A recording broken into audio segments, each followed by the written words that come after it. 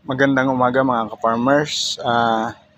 Ito po yung ipapakita natin yung preparation natin para sa paggawa ng suka ng vinegar ng cacao vinegar.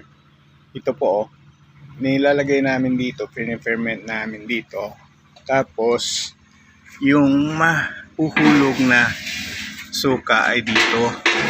Ayan. Ayan, hulog na kaagad ito po mga ka-farmers. Yan po yung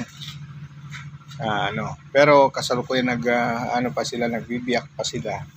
Ito halos mapuno po ito para tamang-tama sa pag-ferment. Ngayon ipi-ferment ng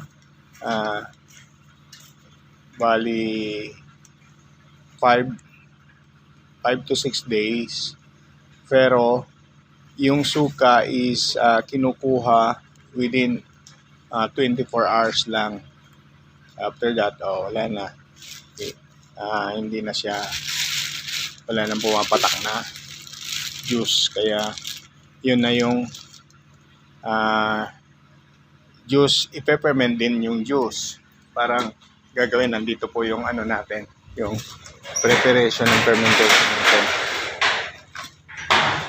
Parang dito, ito na yung naka-ferment na suka ito.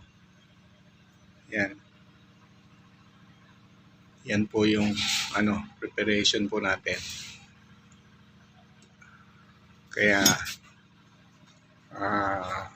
ito ang gusto namin ma-perfect kung paano gumawa ng cacao vinegar. Bali, mayroon na kaming na-testing dito pero hindi pa namin nilalabas sa market kasi inoobserbahan muna namin. Then, kami muna yung unang titikim. Kung okay na sa panlasa namin, pwede nang siguro pa-exam sa para makuhanan ng resort kung ano yung magiging resort ng pagkasuka niya. Kaya mga ka-farmers, ganito po ang natin.